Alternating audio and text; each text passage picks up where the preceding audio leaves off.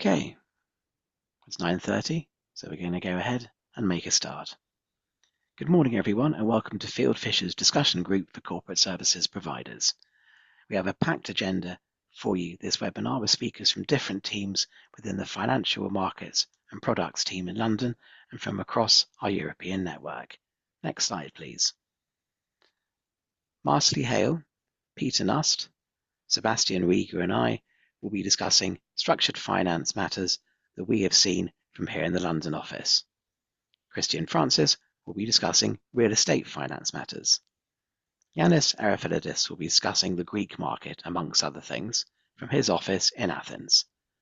Rudiger Lytton from our Frankfurt office will be discussing the digitalisation of the EU capital market, and Aaron McGarry from our Dublin office will be discussing the Irish market. Please do feel free to follow up with me or any of our speakers about topics we discuss after the webinar. We are available as needed. Next slide, please. I'd now like to pass over to Marsley Hale. Morning. For those of you that don't know me, I'm a structured finance partner in FMP, in financial markets and products at Fieldfisher, and I specialise in structured finance in the housing sector, so generating assets in mortgages or social housing. And what I would like to talk to you about today is some of our efforts to assist insurers and pension schemes in their asset origination. The reason this has come about is because lots of our clients have been selling loan portfolios of mortgages to insurers. And when we look into why they're doing that, it's in relation to the pension risk transfer market.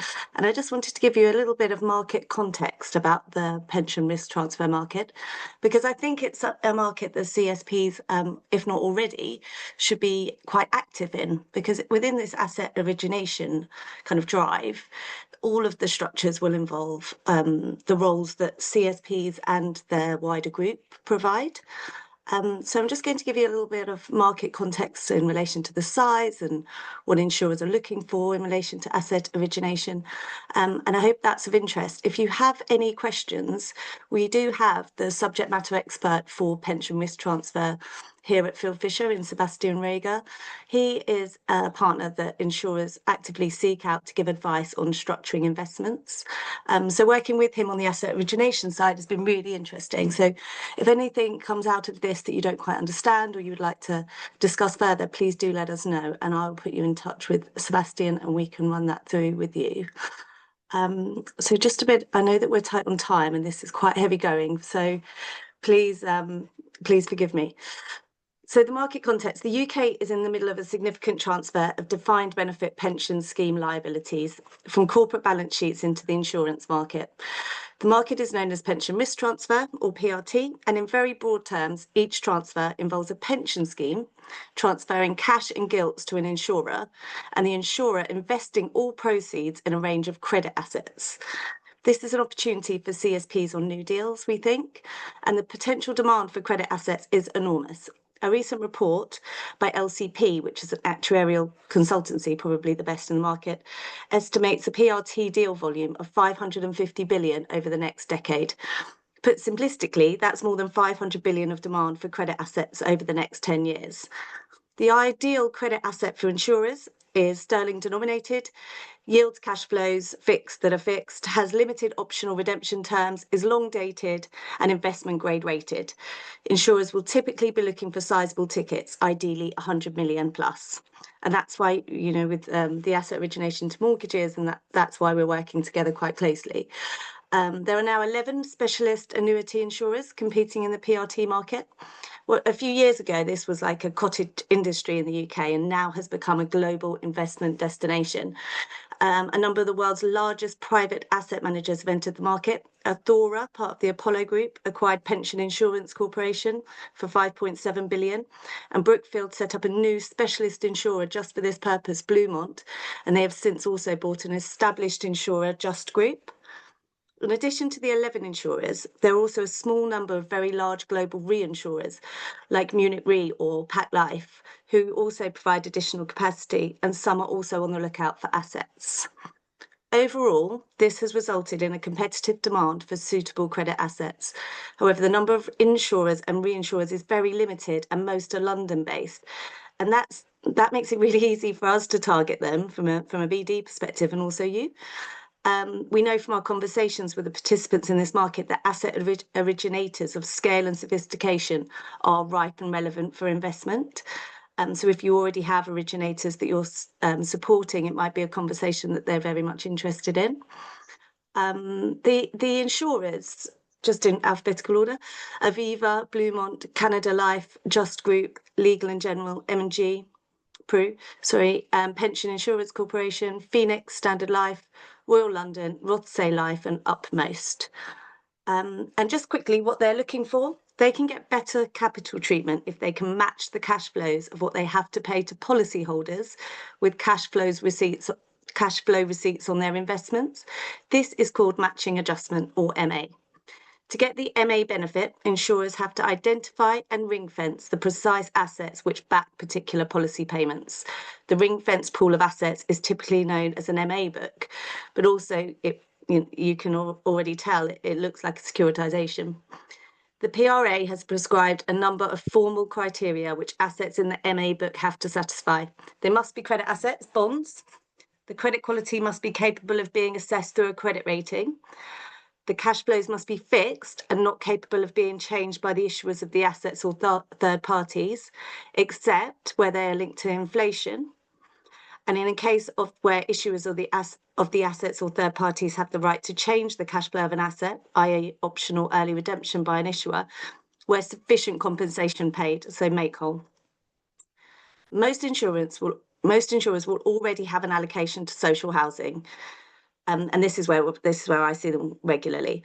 As discussed earlier, the global market change here is also reflected in the launch of Sterling 20, which is an initiative to boost infrastructure investment in the UK, and it aligns with Labour's policy for growth.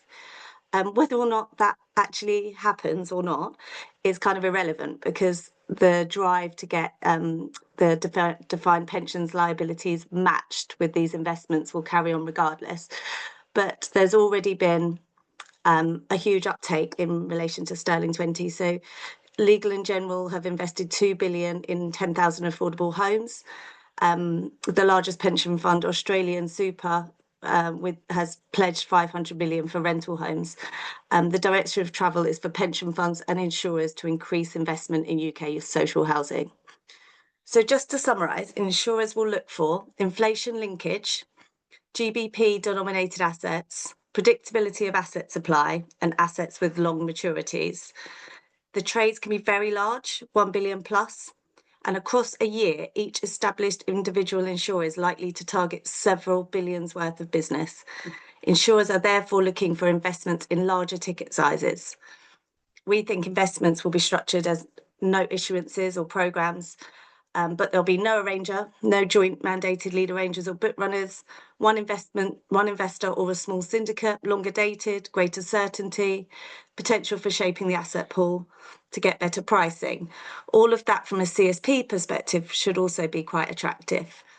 There's a lot of information there, and I'm sorry I only had a couple of minutes, but if you do have any questions, please do let us know. Thanks, Alex. Marcely, thank you. That was very interesting. And you can see that whole new market, that very large market, is ripe and perfect for CSP engagement. Next slide, please. The next topic I'm going to be talking about is securitization redemptions, loan portfolio transfers, and new financing arrangements. During the course of 2025, Field Fisher's securitization issuer and corporate trust team, led by me, and the loan servicing team, led by Marcely Hale, have been working closely together on a number of very interesting transactions. Field Fisher can provide clients with legal services that are unique in the finance market. Our loan issuer and loan servicing teams work together to provide a truly one-stop shop service when it comes to structured finance, structuring, restructuring, and asset portfolio acquisitions. And our expertise includes advising on both the redemption of securitization transactions and the related asset portfolio transfers, and the establishment of new structured finance transactions and related loan servicing arrangements. We advise on legacy transactions and the new generation of structured finance transactions and a wide variety of regulated and unregulated asset portfolios, including residential mortgages, lifetime mortgages, and commercial loans. I wanted to take an example transaction that Marsley and I have worked on. This is a transaction where there was a clean-up call, a loan transfer, and then that transfer being acquired by a new structured finance transaction. Where you are a corporate services provider to a transaction which is reaching the end of its lifespan, for example, where the loan portfolio has largely matured, do keep an eye on the principal amount outstanding balance of the notes versus the original principal issuance. It may be that only 10% or less of the original portfolio is outstanding, and a clean-up call option may become exercisable. Once the numbers have been verified with the cash manager, the issuer should liaise with the trustee and send a notice to note holders about the potential early redemption of the transaction. The loan portfolio will then be offered to bidders by the servicer, and Marsley will talk a little bit more about this. Once the bids come in, it is very important for the issuer to carefully look at those offers. The winning bid will need to be sufficient to repay interest and principal amounts due to note holders in full, but do bear in mind that it should also cover unwind costs so the issuer is kept financially whole and doesn't find itself in a situation where it can't pay all of its secured creditors as well as the note holders. Where the notes are held by one or a small number of note holders, it may be that the transaction is being redeemed at the direction of the note holders, and some form of transaction restructuring is required to implement the unwind solutions being arranged. In this context, the issuer may be able to go down a note holder written resolution route rather than the note holder meeting route to get the directions it needs for the restructuring. Please be warned, though, that it will be very important that you are speaking to all the note holders and that you get all the correct note holding, proof of holding in advance. We've come up against a few situations over the last year where we have been assured by note holders they hold together the 100% holding needed, particularly where you have a basic change or a significant change. And then it turns out that actually certain positions are held in repos, and it becomes very difficult to get all the proof of holdings needed. So make sure you get all those sorted out in advance. And generally, we would advise the note holders agree to block their notes in the system so there are no unexpected trades at the last moment before closing. When it comes to drafting the deed of cancellation, release, discharge, and termination, it will similarly need to be drafted very carefully to make sure that all the secured parties to the transaction are a party to that document, no one is forgotten, and that all previous document amendments and party novations are picked up. Some parties may wish to seek an additional indemnity from the issuer for legal costs. This should be resisted where possible, as they should be protected under the transaction documents generally, and there can be issues around issuers being required to provide extra indemnities that they're not authorized to do. Remember that the unwind should happen in phases. Documents like the issuer account bank agreement and the corporate services agreement should be terminated last and only once the issuer is fully liquidated. Also remember to hold back sufficient funds to cover the liquidation.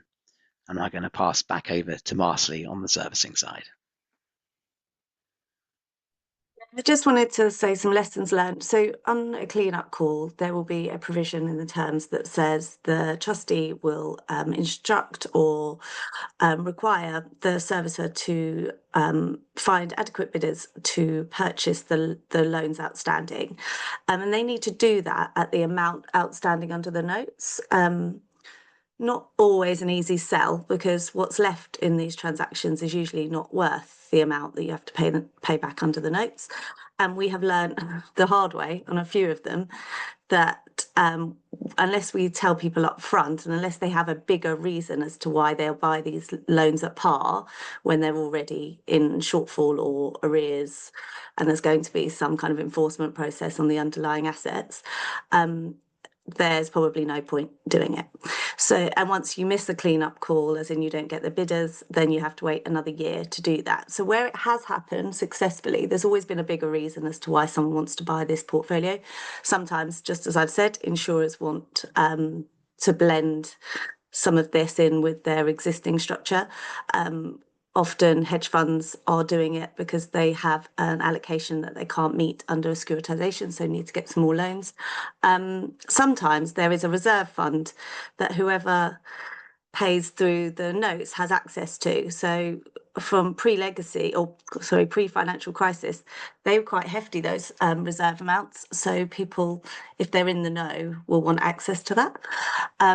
So they're not always successful cleanup calls, and sometimes we have to have a couple of goes at them. Practically transferring the loans out is a process, and I think we have got the transaction costs for that down to a reasonable amount. Sometimes it was eye-watering just transferring the charges from one entity to another, but we've created a team that can do the TR4s, that can do your data site, that can do standard documentation reports and regulatory reports in a form that are acceptable by purchasing parties. We can put a loan sale agreement in there. So I think we've done enough now to be efficient and cost efficient. So yeah, I suppose we're good at them, and we know what we're doing. But they come across as really simple. And sometimes there's only a couple of note holders, so it's quite easy to waive any issues, but they never are. They've been going on so long, there's always lots of problems that have developed over the last 15, 20 years. And so it's probably best to go in with your eyes open and with a project cost that makes sense to you, or maybe come and ask us how much you think that might cost just from a management time perspective. Alex, have I missed anything? No, you haven't. You covered lots of things, and that's a great message to get across. So thank you. Here at Field Fisher, we can advise on the loan servicing level, the servicing level at the bottom, and also the issuer level at the top. That doesn't create a conflict. And as you have heard from Martin, you may have primary experience of our work. It is an effective service that we can provide. Next slide, please. I'm now pleased to hand over to one of my colleagues in the banking team. This is Christian Francis. Thanks, Alex. Yes, I'm Christian Francis. I'm a partner in the real estate finance team here at Phil Fisher's Financial Markets and Product Department. The team here basically acts predominantly for lenders in the syndicated lending market on real estate finance transactions. And in particular, my specialism is purely real estate finance. My client base is mainly insurers and debt funds. So I'm going to give you a bit of a précis on the sort of current lending market in the context of what's been going on in the last sort of 10 or 15 years. I think the real estate finance market since 2008 has been something of a white knuckle ride for those participants in it. Post GFC, we saw a retraction of the clearing banks from the senior lending market in real estate finance, but their more recent resurgence in recent times. That ensured that debt funds and insurers filled that void, but they still remain a large part of the current lending market, with new entrants joining the market, often with back leverage we're seeing. As usual, we've seen certain asset classes falling in and out of favour, most notably high street retail and office, but with a more recent uptick in prime office values and regional shopping centres and out-of-town retail parks, making those quite favourable assets for lenders. Our team has seen most activity in the build-to-rent and purpose-built student accommodation sectors, and also around office to resi conversions given the new permitted development regime. Data centres and light industrial are also well stood in favour. There is currently fierce competition amongst lenders in the market, forcing down pricing, with a large pool of lenders often chasing a very limited number of deals. Acquisition volumes remain still very low, and refinancings make up a large portion of the work on our desks. Pricing for 55% plus LTV deals with at least 2 times interest cover can be as low as 135 basis points, with solid assets with a stable and reliable income stream. But clearers are coming back into the market quite aggressively, looking to build out their books again. So in our team, we mainly act for debt funds, development funders and insurers on the lender side, but also family offices and developers on the sponsor side too. And we operate in the sort of 10 to 150 million deal size space.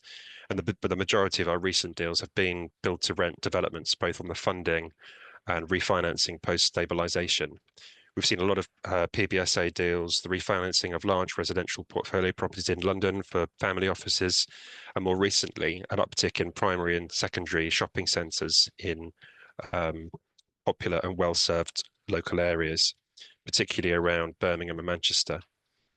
In relation to development of high-risk buildings, i.e. those over 18 metres, are no longer really appearing in our pipeline due to the Building Safety Act requirements and the delays in the Building Safety Regulator approving Gateway 2 and 3, creating holding costs and nervousness for lenders who are not yet familiar with the regime. We're also seeing fewer senior and mezz deals, with our client base preferring to underwrite whole loans. So essentially, we operate in all asset classes on both lender and sponsor side, and very happy to help anyone with any transactions that we can assist with. Thank you. Thanks, Alex. That's great. Thank you very much. And now, next slide, please. I want to pass over to Peter Nust. Thanks, Alex. So, as is always the case, I do quite a lot of work on the restructuring side, both in the contentious enforcement work and also more generally. There's been a couple of things which we've seen recently that I think is worth touching on, as I think we're going to see more of this going forward. The first one relates to money laundering. So on a matter that I work on, there were suspicions that money in a collection account may have been the proceeds of crime.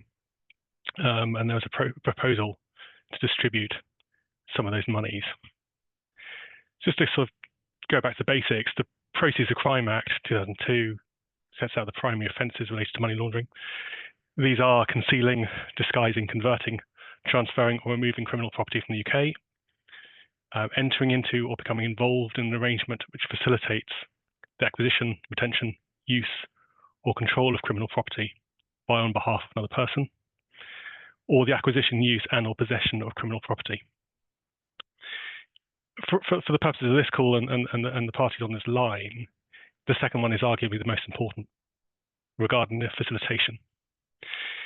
And what we've seen when we've been discussing this with the relevant transaction parties is that there are people out there who believe that it only relates to the receipt of funds, not the facilitation. So for the purposes of the issuer, we may not be receiving the monies, but we may well be facilitating the transfer of those monies to other people. Where a person suspects or knows that the property is criminal, and where they intend to carry out an activity which they anticipate could result in them committing a money laundering offence, a person may request a criminal defence from the National Crime Agency in relation to that intended activity. Where they've submitted an authorised disclosure and have the appropriate consent of the National Crime Agency under the Proceeds of Crime Act, they do not commit one of the principal money laundering offences.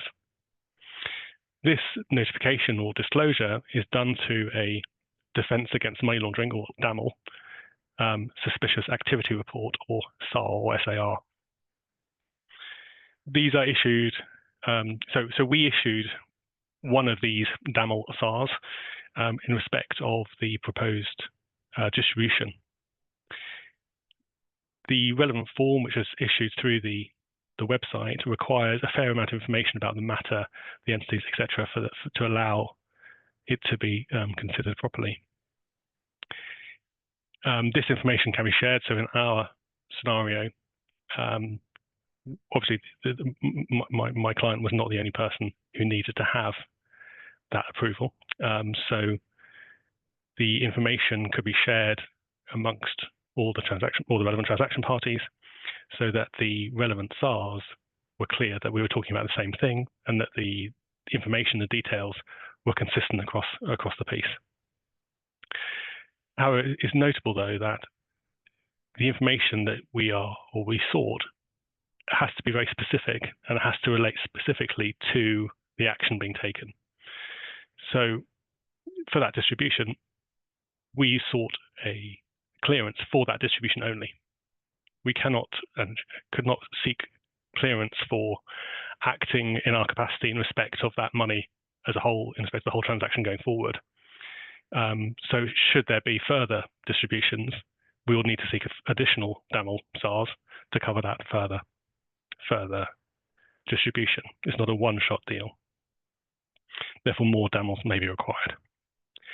As I said, from a practicality perspective, it's fairly simple. They are submitted through the National Crime Agency website. They do take 7 working days to come back, so that's important from a timing perspective. It's not hugely problematic, but it's something to be aware of in your relevant timelines or the timelines of others.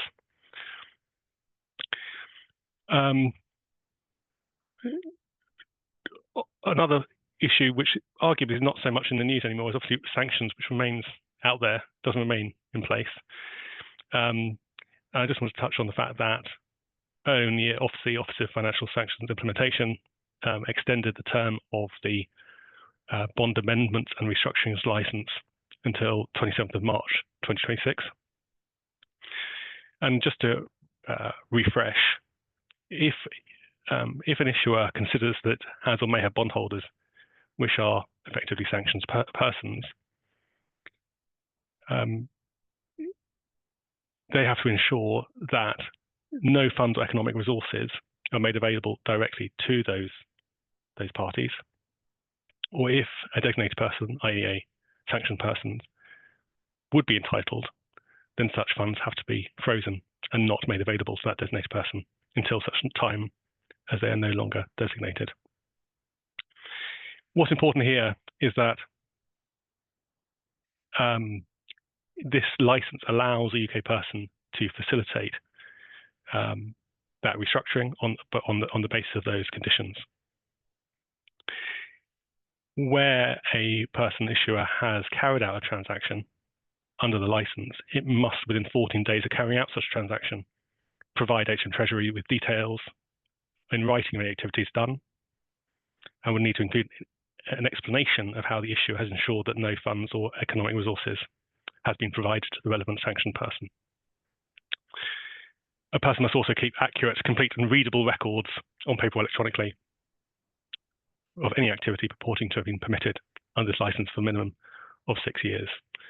So as we move potentially into this world of further restructurings, those things may well become relevant. Thank you, Alex. That was it for me. Peter, thank you very much. I'm now pleased to introduce our next speaker. So next slide, please. It is Yanis Arifilidis from Athens. Thank you, Alex. Good morning from Athens. As the previous panelists have already given you an overview of recent matters and pipeline issues in our London office, I would now like to focus on our recent work with our Greek clients. Our Greek desk in London and in Athens has been particularly busy over the last 6 months. We continue to represent all 4 Greek systemic banks, Alpha Bank, Eurobank, National Bank of Greece, and Piraeus Bank, mainly on project finance transactions. We also represent Greek companies that are active in the renewable energy sector and Greek companies with a strong presence in the hotel and hospitality industry in relation to the acquisition of important assets in Crete and other Greek islands. We have a very strong network of contacts in Greece, and together with the Greek law firms we frequently work with, we can advise on all aspects of any type of finance transactions in the Greek market. There have been important recent developments on the securitization front in Greece, and our Greek desk has had involvement in such developments. Last June, Avis Greece launched the private securitization of car lease receivables with a value of approximately 130 million euros, in which Eurobank acted as senior facility agent, arranger, and senior note holder. The notes were issued by Drivion Finance Designated Activity Company, an SPV established in Ireland. Notably, this was the first transaction to be registered in the new electronic pledge registry introduced under Law 5123 of 2024, which introduced a codified framework for the electronic registration of pledges and securitization transactions with a Hellenic cadastre. We should also mention the closing last month of another one of the first true sale securitizations in Greece implemented under the aforementioned recent law. Alpha Bank participated in this asset-backed securitization as a senior class note holder, for an amount of up to 70 million euros. The transaction was structured as a revolving ABS, totaling 290 million euros of senior notes issued by Auto Wheel Designated Activity Company. The notes are backed by long-term auto lease receivables originated by the Auto Hellas Group. As already mentioned, Law 5123 of 2024 introduced a significant new legal tool in the Unified Electronic Pledge Registry managed by the Hellenic Cadastre. The Electronic Pledge Registry operates as an online public service through the website gov.gr. It aims to safeguard the safety of transactions and provide public access to a unified registry. Since the entry into force of the aforementioned Electronic Pledge Registry, it is obligatory to register, among others, all pledges, amendments, and releases thereof. Any pledges established in accordance with the legislative provisions abolished by the recent legislation, of course, will continue to be valid and regulated by the abolished provisions pursuant to which they have been established. What is of particular importance is the fact that the new legislative provisions have now started to be tested in practice. If you need any further insight or advice on the Greek market or any aspect of the Greek legislation, we are always available to help and also bring you in touch with any of the key players in Greece. Thank you very much for joining us today. Thank you, Alex. And thank you, Yanis. That's very interesting. Obviously, a lot of you guys will just be coming into contact with us in the capacity of our UK English law and London work. But as Yanis was explaining there, we do have a very substantial practice in other jurisdictions too that will be relevant for CSPs, including over in Greece. Next slide, please. I'd now like to go to our Dublin office and hand over to Aaron McGarry.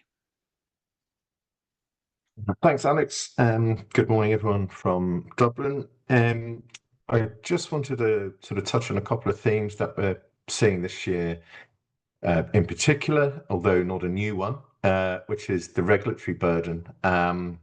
So I think it's fair to say that it has become a bit more of a hot topic this year across the Irish corporate landscape. And it is causing increasing concern on the increasing complexity of regulations that need to be adhered to.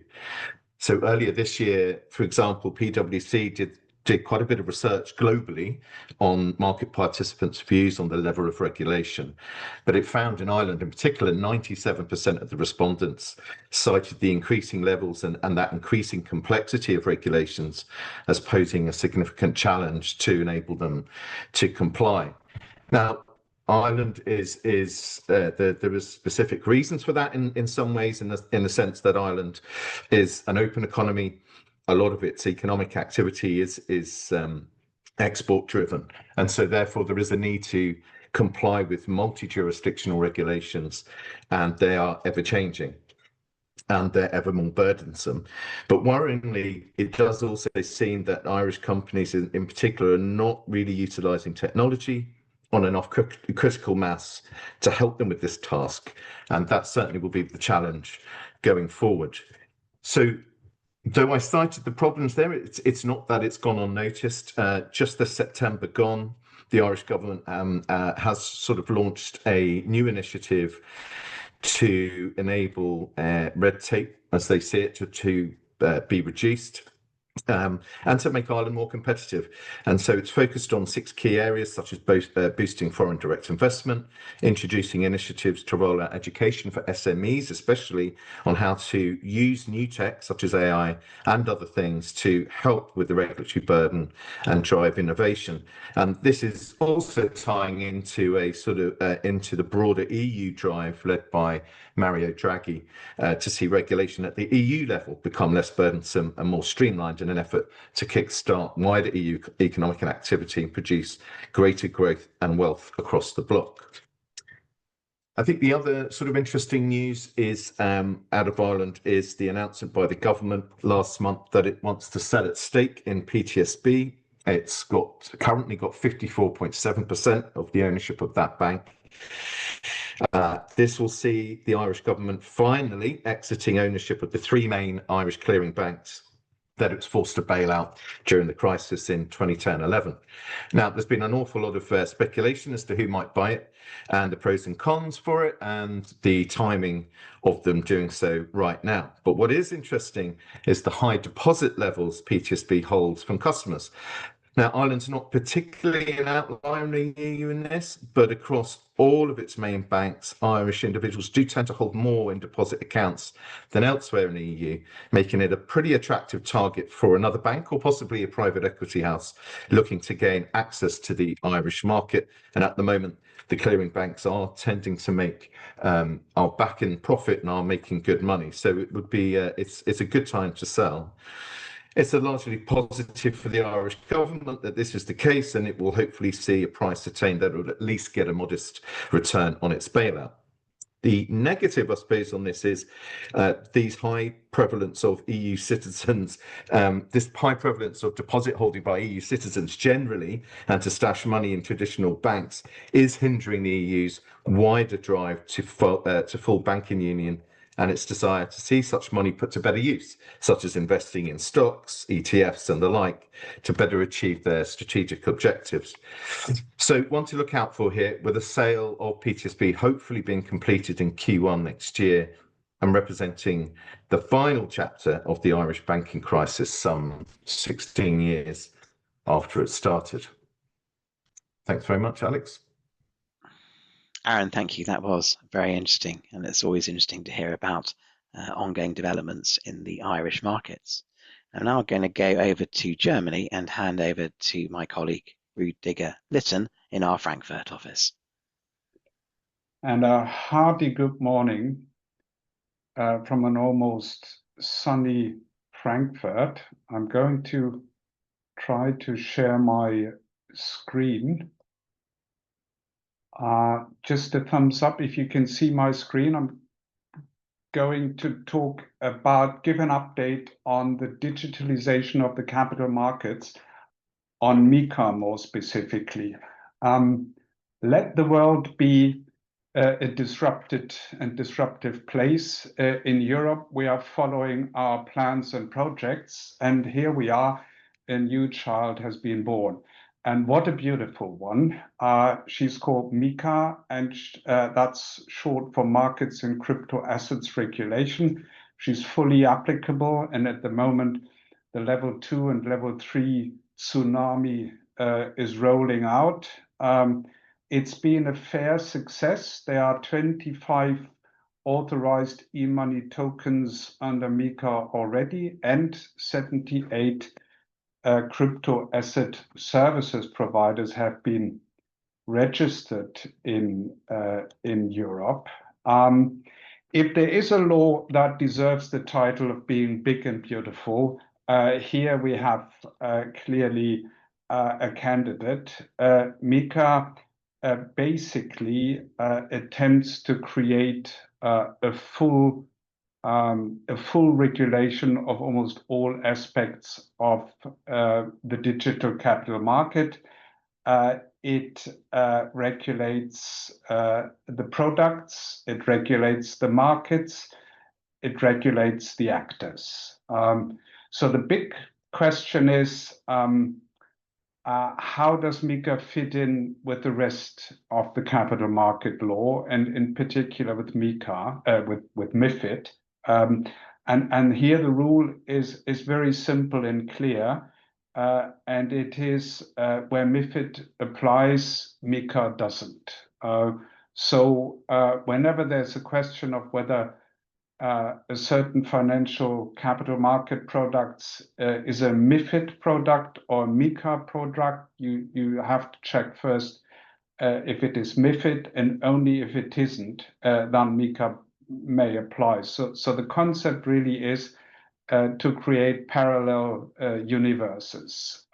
There's one for the conventional, traditional capital market, that's MiFID, and there is another one for the digital capital market, and that's regulated by MiCA. MiCA being big and beautiful, you just see here a few bullets of what type of regulations MiCA is providing. And it's basically, there's an authorization needed for service providers and for issuers of digital products.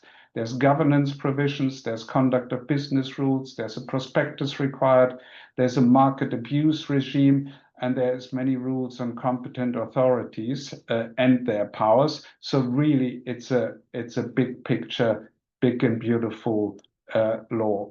Now, the question is, what's in there for corporate services providers and trustees and agents? As I said, it's a parallel universe, and many of the rules that we know from the old world, from MiFID, from MiFIR, from market abuse regulation, from prospectus regulation, in one way or another, are also to be found in MiCA. But obviously, there's a different and separate infrastructure for many of the MiCA products, which needs to be serviced by the market and by a variety of service providers. There are, of course, important differences. And one, for example, is that to issue a crypto asset, you need to have a license. So the idea of just having crypto capital market products being issued by unlicensed SPVs, that wouldn't work. So if corporate services providers want to enter this market, they need to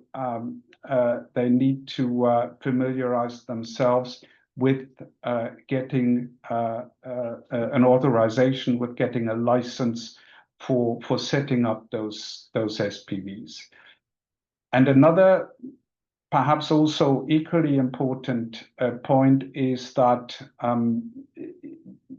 MiCA is focused on Europe. So basically, if you want to participate in the EU digital capital market, you need to have a European foothold. You can't just issue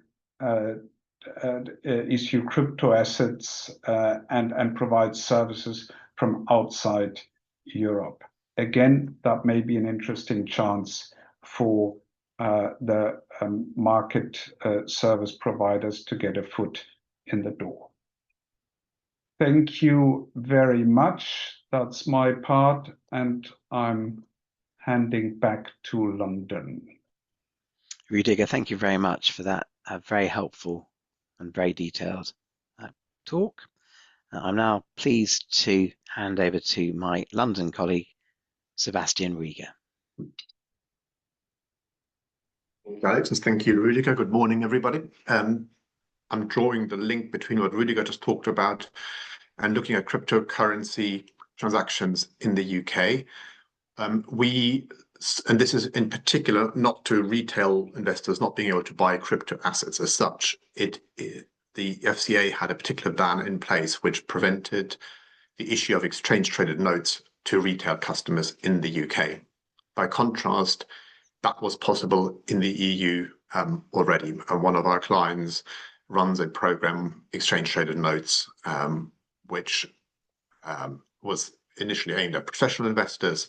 It already offered Bitcoin-backed exchange-traded notes in Europe, and it has now done the same thing in the UK.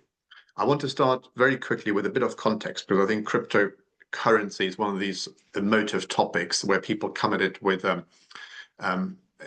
sort of preconceptions, somewhere between money laundering, drug proceeds, and how is this a serious asset.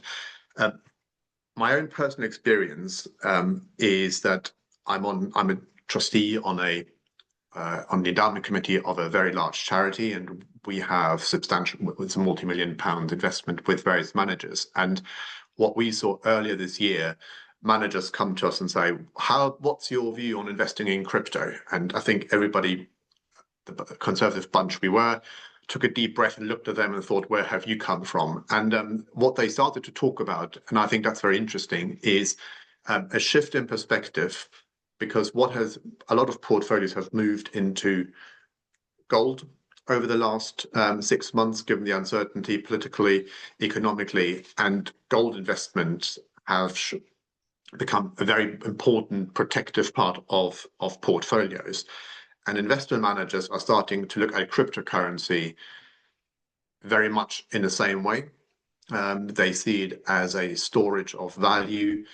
And one of the arguments they made, and I'm not judgmental, I'm just repeating what investment managers have said to us, but it obviously sets the market context. They see a lot more demand for cryptocurrency coming out of countries where the currency is just a basket case, and people use cryptocurrency to protect the value they have. So it operates as a de facto currency for rich people in across various jurisdictions.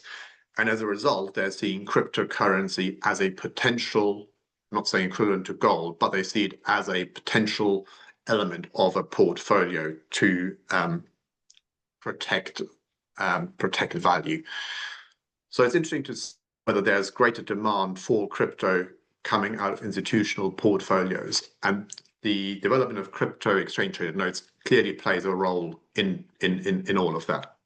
So the FCA had banned exchange traded notes which had crypto, particularly currencies, as the underlying. I suspect a number of you on this call will be servicing issuers who are offering exchange traded notes. If you're not, in very simple terms, exchange traded notes is a debt product. It is a note issued by an SPV. And what the SPV does, it buys the underlying asset, holds it, and there's a one-to-one relationship between the notes issued and the underlying asset. The end investor holds a traditional debt market instrument, which is a note, a certificate, but the value of that certificate is dependent on the underlying asset. It's done for gold, various precious metals, and now cryptocurrency. If you put yourself into the shoes of the issuer, what sort of risks are associated with that? I think in many ways, these risks are not too dissimilar from risk associated with any other exchange traded note, which uses a one-to-one relationship between the certificate and the underlying asset. The documentation is very similar. The structures around it is very similar. Security structures are very similar. So I think cryptocurrency per se does not offer or not create significantly different risk profile for issuers than any of the other existing note programs. One final word on the approach that we've seen from the FCA, and I think that might be encouraging or helpful for corporate service providers.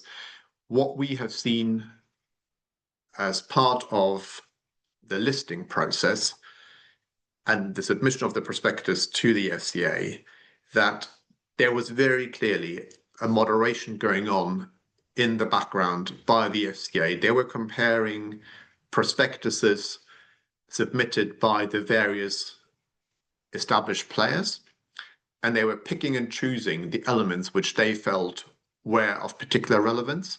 And as a result, we had to introduce elements that were present in different prospectuses, and we could see that elements which were in our prospectus made it into the prospectuses of other issuers. So there's very much an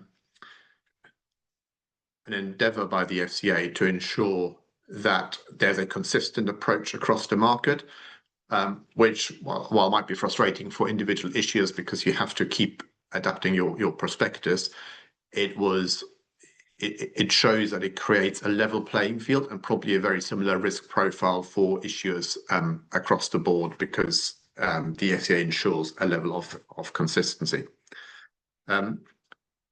So where we are now in the UK, we have various exchange traded note programs listed on the LSE with cryptocurrency as the underlying. Currently, the only cryptocurrency that's permitted is Bitcoin. We'll wait to see whether that universe can be opened. The first submissions or the first permissions it's about a month ago. and they're up and running. And I think time will tell to see how much retail investors see this as a interesting asset class. Thank you, Alex. Thank you very much, Seb. And as you would have heard from both Seb and from Rudiger previously, Field Fisher is at the forefront of new frontiers regarding things like cryptocurrency and that very interesting first retail arrangement. So, goodness me, time has flown by, and we're coming towards the end of our webinar for this time. Here are some dates coming up. I shall be over in Frankfurt on this Thursday, to hold the Corporate Services Provider discussion group for the German market out of our Frankfurt office with Rudiger. This discussion group has now run for a number of years and is attended really by all CSPs that have a presence over in Frankfurt, and clients of CSPs as well. If your colleagues in Frankfurt are attending, we look forward to seeing them there. If you do have colleagues or contacts that you would like to go along as well, then please do reach out to Rudiger and me. The event will be taking place at 6 p.m. Frankfurt time. I know that actually there are some people, some CSP representatives in London who are flying over to Frankfurt for the meeting, so that is great. Our next discussion group here in London will be in May. Our offices are currently being refurbished, and so I would hope that by the time we have our next one, we can do it physically in person. Before that, in March, it's not listed here, but we think that we will also be holding our Structured Finance Forum again for the third year up in Dublin. That will be led by Aaron McGarry, who's on the line. And then we have Global ABS Barcelona, of course. This year it's the 9th, the 11th of June, 2026. As you know, I'm Vice President of the Association of Corporate Trustees, and there will also be a number of events for TACT members in the trustee space during the course of 2026, including the Capital Markets Conference that was held most recently in September this year at Field Fisher, but will be held at another law firm next year. And then, of course, we'll be returning the cycle again to next November, where we'll be having the discussion group again in London and Frankfurt. Next slide, please. We always appreciate the feedback that we get from you as clients. And since the last time we got together, we've had another publication of the Legal 500. And next slide, please. It's lovely to receive such wonderful feedback from you. When we ask you to kindly provide references to legal publications, the next time will probably be at the beginning of next year. Please do get in touch with them, because all feedback is really helpful. Next slide, please. There are a couple of other quotes that we've had in from people. So all that remains me to do now is thank my fantastic speakers, who I know have spent a lot of time and effort putting together their talks for this morning. Marsley Hale, he was talking about interesting developments in the social housing space. Marsley and I, of course, talked about securitization redemptions, loan portfolio transfers, and new financing arrangements. We had Christian Francis talking about the real estate finance market. Peter Nust about recent matters and pipeline issues going on in London. We then went over to Athens to hear from Yanis Arifilidis and our very substantial Greek practice. Aaron McGarry from Dublin talking to us about what sounds like the conclusion of the cleaning up of arrangements that came out of the credit crisis. Rudiger Lytton talking very effectively about the digitalization of the EU capital market and how that was all very complementary to what Sebastian Rieger has been doing in relation to cryptocurrency transactions and the FCA's new retail regulations. All it leaves me to do now is once again thank you to our speakers, and if you do have any follow-up questions or queries, please don't hesitate to contact me or anyone else that's been on this call. We look forward to continue working with you in the year ahead, and thank you very much again for your time.